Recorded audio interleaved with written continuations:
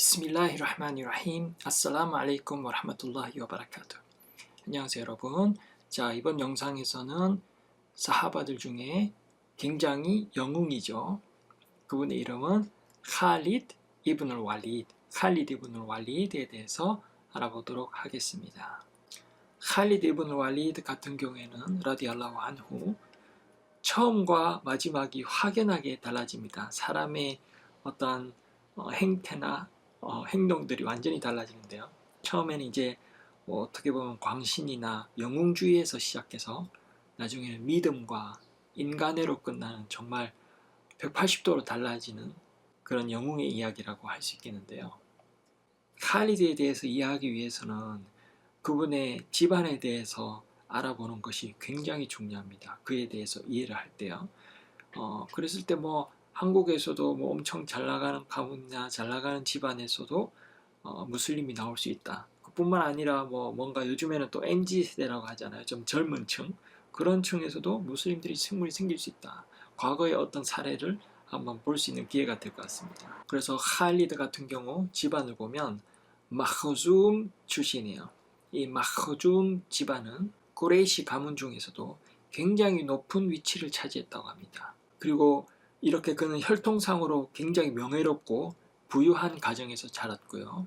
그의 삼촌인 헤샴 같은 경우에는 알푸자르 전쟁에서 바누 마흐줌의 지도자였고, 그리고 그의 죽음은 굉장히 위대한 사건들이 기록된 것처럼 아랍인들의 역사를 장식했고요, 실제로. 그래서 꾸레이시 부족은 그에 대한 슬픔으로 3번 동안의 시장을 열지 않았다고 그렇게 전해지고 있습니다. 그리고 그의 삼촌 알파케 알무게이라는요, 당대의 가장 관대한 아랍인 중 한 명으로 전해지고 있습니다. 어떤 사람이든 원하면은 그냥 그의 허락 없이도 그의 어떤 손님이 머무를 수 있는 집, 게스트, 쉽게 말해서 게스트하우스를 가지고 있었다고 해요. 이거는 오늘날에도 부자들도 하기 힘든 거잖아요. 근데 과거에 그때 이렇게 관대한 사람이 있었다는 거죠. 이 칼리드의 집안에서는. 그의 아버지로 말할 것 같으면 알왈리드 이브눌 무게이라, 그분의 같은 경우에는 그 시대에서 가장 부유했던 사람이었다고 합니다. 금, 은, 과수원, 많은 하인들, 노예들, 그리고 무역업도 가지고 있었고, 그래서 누구도 이 알왈리드만큼 소유하고 있는 사람은 없었다고 합니다. 메카의 카아바가 있잖아요. 그 카아바의 카아바 덮개가 있잖아요. 그 덮개를 혼자서 그냥 1년치 비용을 다 지불했다고 합니다. 그래서 칼리드 아버지 알왈리드가 카아바 덮개 혼자서 1년치 비용 지불하면 이제 꾸레이시 부족에서는 이제 다 같이 모아서 그 다음 1년치 지불하고 이런 식으로 했다고 합니다. 그런 이유로 그는 알와히드라고도 불렸다고 합니다. 알왈리드가 알와히드로도 알와히드는 혼자서 그냥 다 이거 지불 다 했다 해가지고 알와히드라고 또 불렸다고 하고요. 락가브로는 라이하나투 꾸레이시라고도 불렸다고 하는데요. 아무튼 꾸란에서 보면 다음과 같이 나옵니다.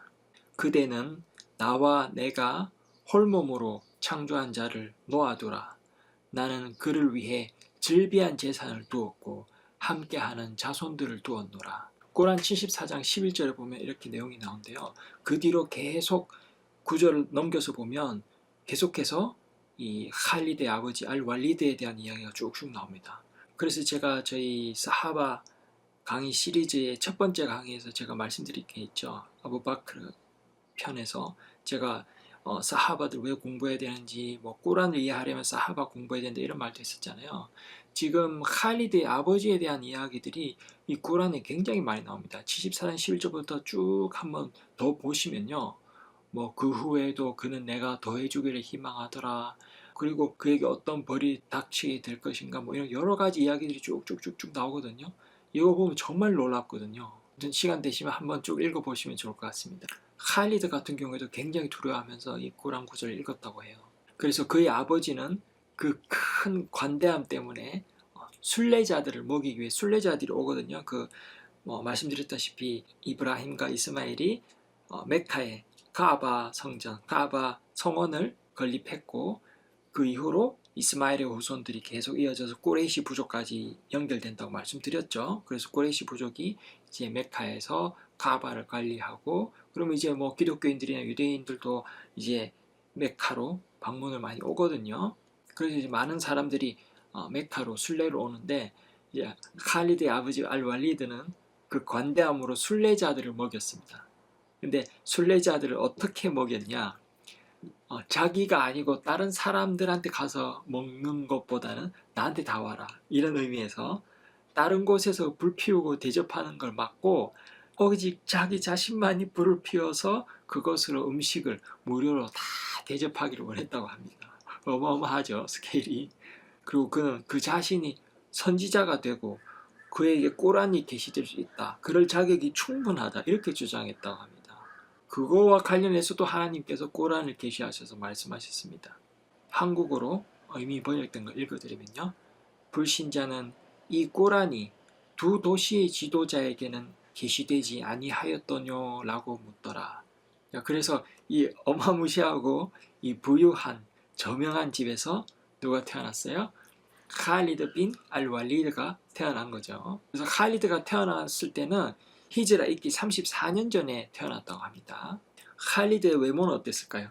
키가 매우 크고 장엄한 외모에 백인 경향이 있고, 오마르 빈 알캅답하고도 비슷했다고 해요. 그래서 시력이 약한 사람들은 두 남자를 혼돈할 정도였다고 합니다.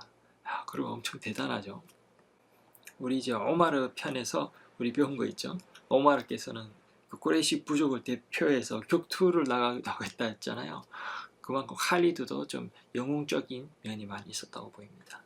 그래서 하나님의 사도 살랄라후 알aihi 와살람께서 오마르를 이슬람으로 초대했던 것처럼 칼리드도 이슬람으로 당연히 초대를 했죠. 그런데 칼리드는 그것을 받아들이지 않았다고 합니다.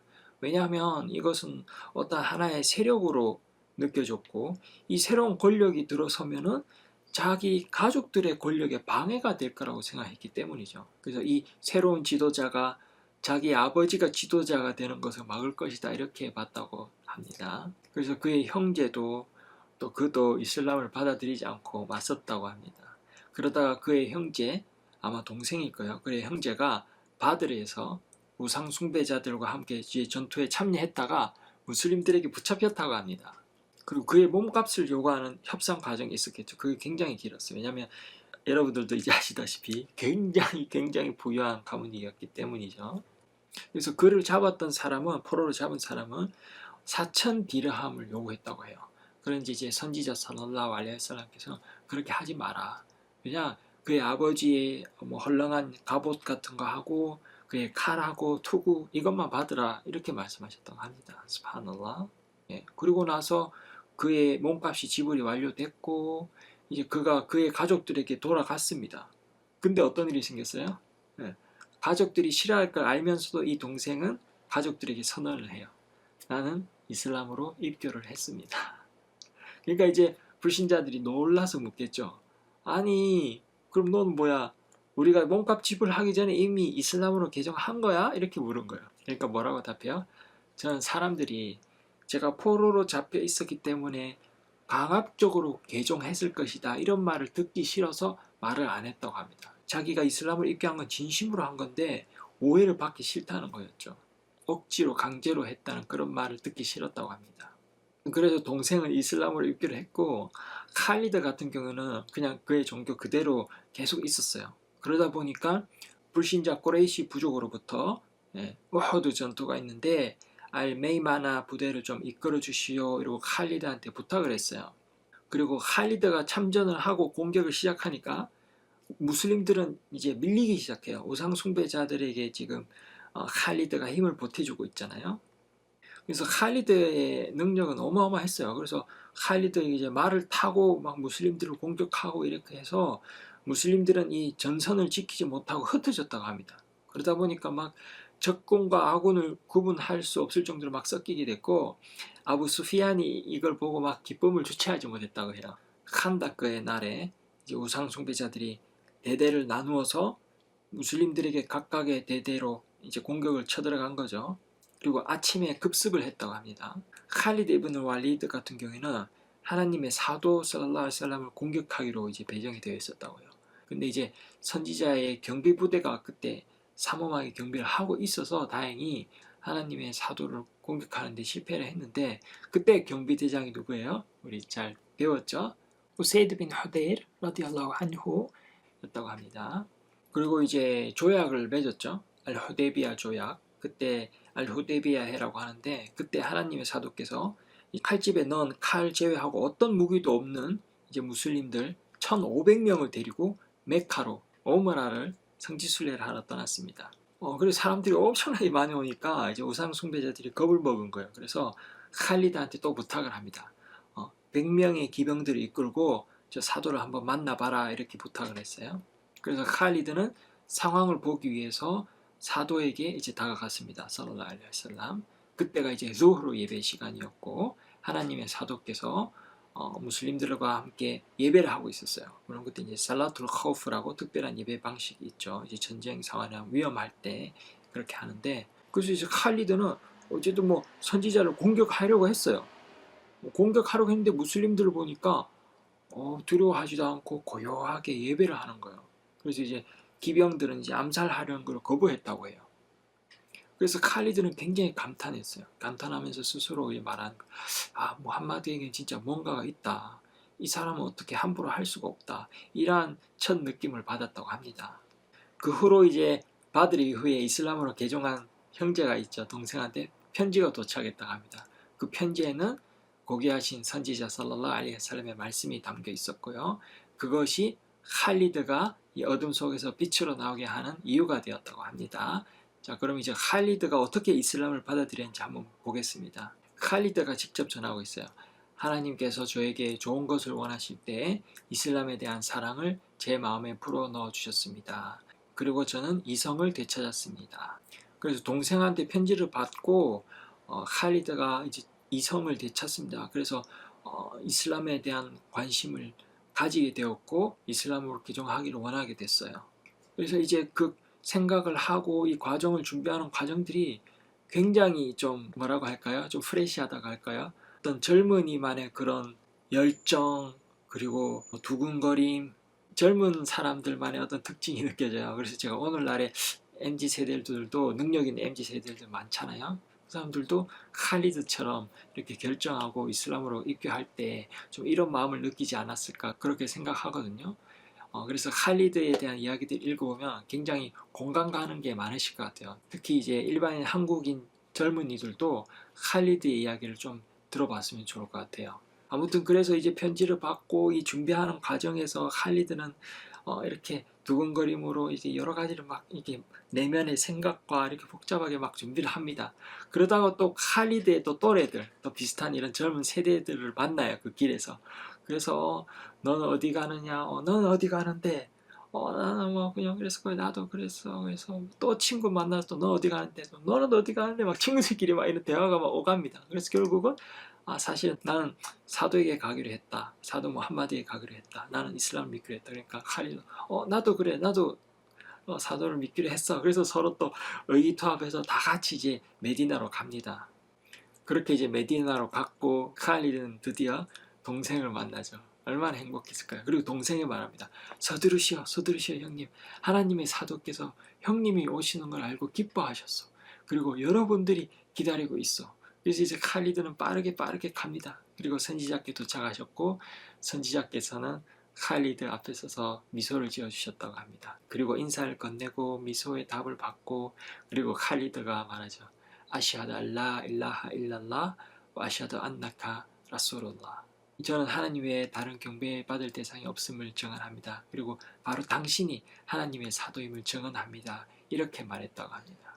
그리고 그날부터 칼리드 이븐 왈리드는 라디알라후 안후 온 힘을 다해서 이슬람을 받아들이고 자신이 이전에 소홀히 했던 것을 후회하기 시작했습니다. 그리고 많은 무슬림들을 해하고 전쟁에서 그죠?